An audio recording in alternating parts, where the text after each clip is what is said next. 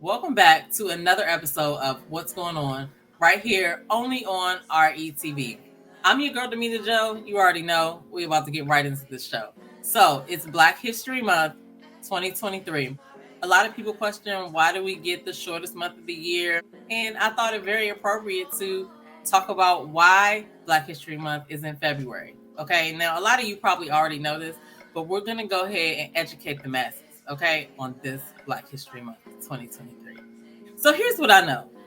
So we're going to get into a little small history lesson right here. Black History Month started because if you all are familiar with Carter G. Woodson, he was the father of Black history. So he founded the Association for Study of African American Life and History. It's ASALH. If you guys want to go to the website, I will link it in the description below. And he was really passionate about, dedicating his time to celebrate historic contributions of Black people. So that's what led him to establish Negro History Week, which started in 1926.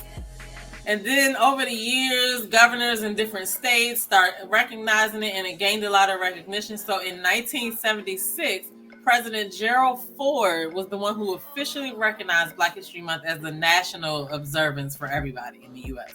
So why do we celebrate it in February, though? That is the question that I'm going to answer today. So if you don't know already, February had two prominent figures who contributed to the freedom of enslaved African Americans. Their birthdays are in February. One of those people was President Abraham Lincoln, born on February 12th, who obviously issued the Emancipation Proclamation during the third year of the Civil War. And then Frederick Douglass. Frederick Douglass, who was huge in the abolitionist movement, his date of birth is not recorded, but he celebrated his birthday on Valentine's Day, February 14th. So then Carter G. Woodson chose the second week of February and named it Negro History Week to honor their birthdays and legacies. Since 1976, every U.S. president after Ford has officially designated February as Black History Month. But I think it's interesting that it started as Negro History Week. We used to only have a week, but it's in February because it honors those two prominent figures. So that's a little bit of history about why Black History Month is actually celebrated in February and not any other month, okay? But another thing that's interesting to me, and this is something that I have to admit that I didn't even know, that there's a theme for Black History Month every year. I don't know where I've been, but according to ASALH, which is the Association for Study for African American Life and History, I'll put that link below as well. The theme for this month is Black Resistance, okay? Okay, so according to ASALH, I'm going to drop the link below, like I said before, but I just want to show you guys this little bit so you can go see where I got it from. Over the years, the themes reflect changes in how people of African descent in the United States have viewed themselves, the influence of social movements on racial ideologies, and the aspirations of the Black community. So this year's theme is Black Resistance, and you can go to that website, asalh.org, and check that out because I learned something. I did not realize that there was a theme every year. Did you know that? Comment below if you already knew that. I have a feeling that at least one of my cousins is going to comment below saying that they already knew that. Tia probably knew that. So that led me to thinking Black History Month has been in effect since 1976. I remember in school having to do all these projects on different people, and we always talk about the ones who long came before us, and we, pay them respect. But I really think that we should start focusing on the new up and coming people who will be talked about during Black History Month for years to come. So you guys know how I feel about entrepreneurs, and today we're going to talk about some young entrepreneurs. I found this article that listed 15 young entrepreneurs, and there's one that stuck out to me, okay? If you follow this show, you know we're getting ready to get into the Entrepreneur of the Week. We're going to talk about this young lady, and I'm going to share you her website so you guys can go and support the product, find out where you can buy it. So I want to show you guys this article really quick before we go to the website for the business that this young lady has. I just want you to see the list of people that are on here. So here we go. According to Business News Daily, these are some companies founded by amazing young entrepreneurs. So some of these kids are as young as 7 years old, starting businesses. Think about if you were 7 years old and you thought to start a business. But I thought this was such a good article. So it has 15 people on here, But the person I want to spotlight is Miss Michaela Ulmer. She's the creator of Me and the Bees Lemonade. So let's read a little blurb about her really quick, because the age that she started, which, we know that her parents were in control of starting this, because she's not going to do this at the age that we're about to mention. But just think about what kind of mind frame they were in to make that decision. It probably was the smartest decision they ever did. She's never going to probably know what it feels like to go and have to get a job, because she will be providing jobs. So I'm going to speak that over her business. But anyway, let's get into this blurb. At age 4, Michaela Ulmer needed an idea for a children's business competition that she had entered. 2 serendipitous events inspired her. She was stung by a bee, and around the same time, a family member sent Michaela her great-grandmother Helen's recipe for flaxseed lemonade. Ulmer decided to create a product that would help the honeybees and that utilized her Granny Helen's lemonade recipe. She added honey to the mix and founded Me and the Bees Lemonade. For over a decade, the company has produced delicious lemonades and donated 10% of profits to bee conservation. The young entrepreneur's products can be found at Costco, online, and at other retailers. Ulmer also authored a book called Be Fearless, Dream Like a Kid, which discusses her journey as the young founder of a purpose-driven brand. Y'all, tell me that that's not awesome and amazing, the 2 words I like to say together, but that is why I am picking her as Entrepreneur of the Week. Her business started when she was 4 years old, and it's been in business for a decade. So she's still a teenager. So again, every time you watch this show, you have to be inspired about something. We have people of all ages that are starting businesses, putting their creations out there. Never stop creating, okay? It doesn't even really matter how old you are, to be honest. Never stop creating. If you have an idea, don't ignore it. Check into it.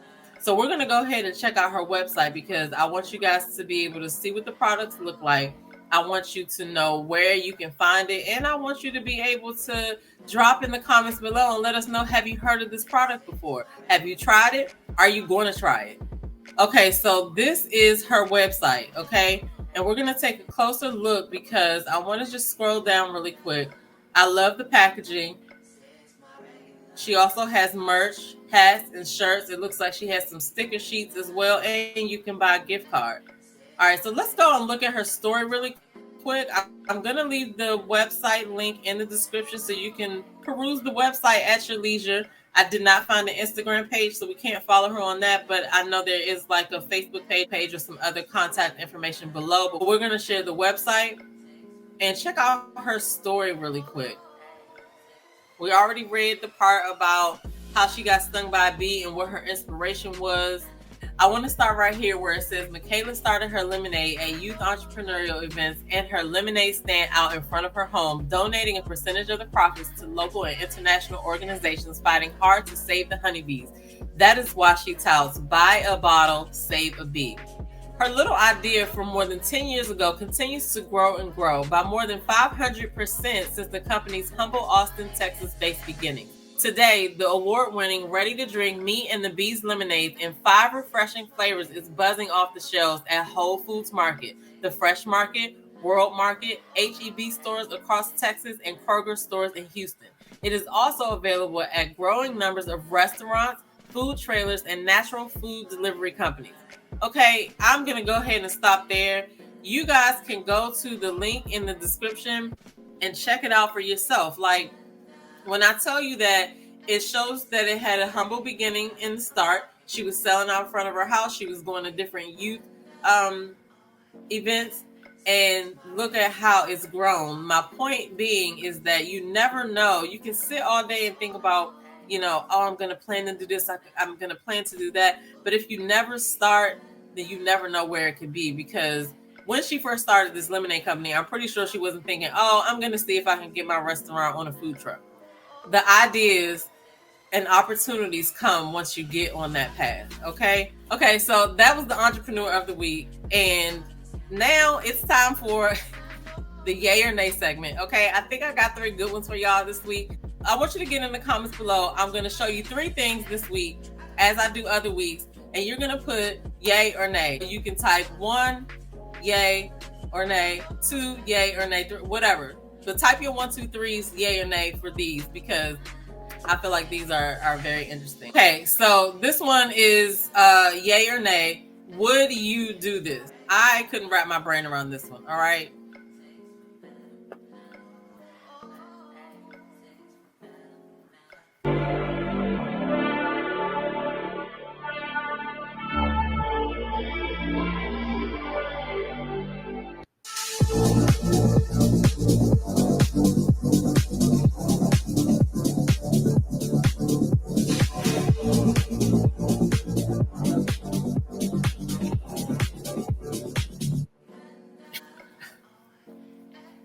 What do you think? Yay or nay? It's a nay for me all day long. It's a nay for me. Okay. No, ma'am. No, ma'am. Okay. So get in the comments below. Let me know how much of a daredevil you are, because I'm scared over here. Okay, so this next one, for people that are squeamish about like people that are flexible, bending or whatever, this is just a warning for you. It's going to be an extreme bending situation, but I don't even know what to say about this one, because obviously nobody's going to sign up to do this. But I guess, do you think this is extra crazy? Did you react the way that the baby did?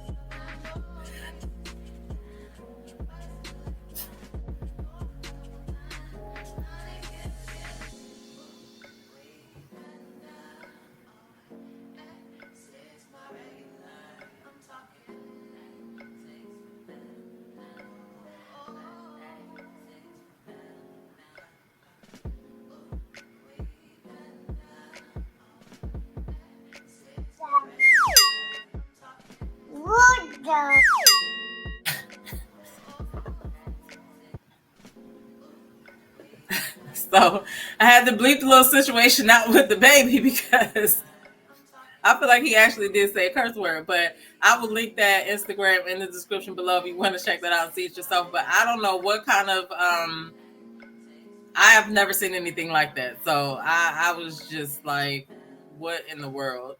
what was your reaction the same as the baby's? Yay or nay? Get in the comments below and let me know. So since we're in the spirit of Black History Month, I feel like this has something to do with like traditions, right? Because a lot of stuff that we do, I don't know if you are willing to be as honest about it as this lady is, but I kind of agree with her. Like, a lot of times we do things that are tradition because of exactly what this lady is about to say. So let's take a look at. My son just told me that tradition is just peer pressure from dead people. Wait, that makes sense.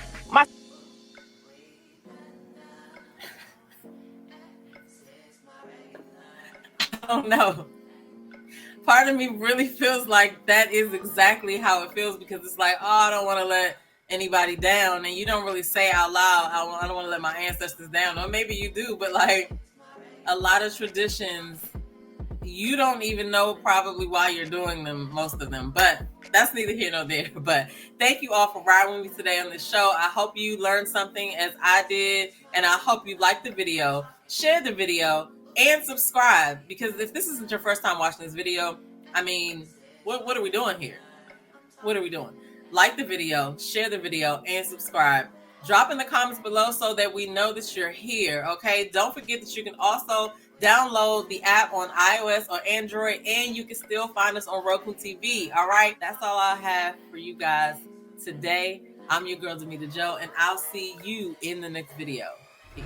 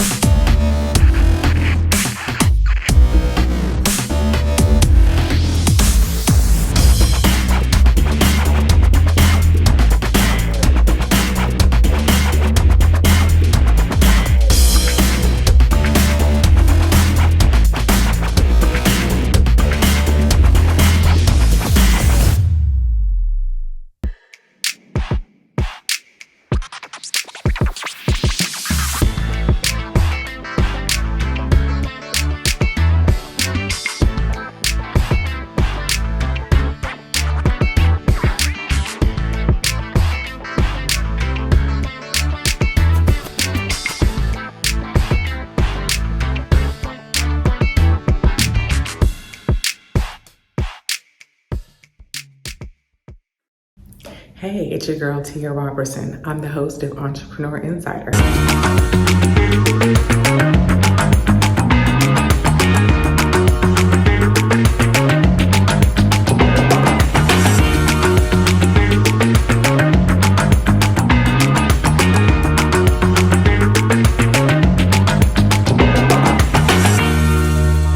Right here on RETV every Thursday at 6 p.m. Eastern for entrepreneurs and news that you need to know about. See you there.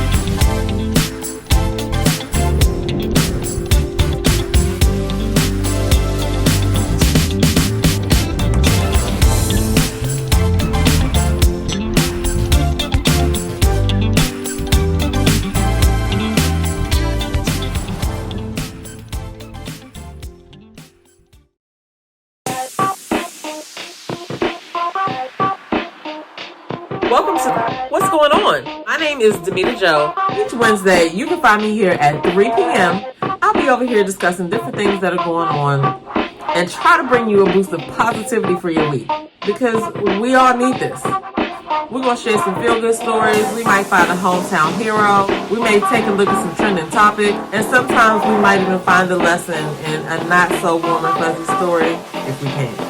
I'm Demita Joe, and I'll see you guys on the next episode right here on What's Going On?